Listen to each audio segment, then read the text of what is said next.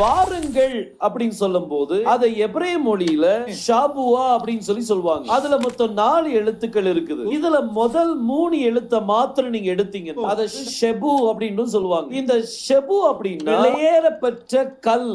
அந்த கல்லுல என்ன இருக்குது? அதுல கடைசி எழுத்து வந்து ஆயின். ஆயின்னா கண்ணு.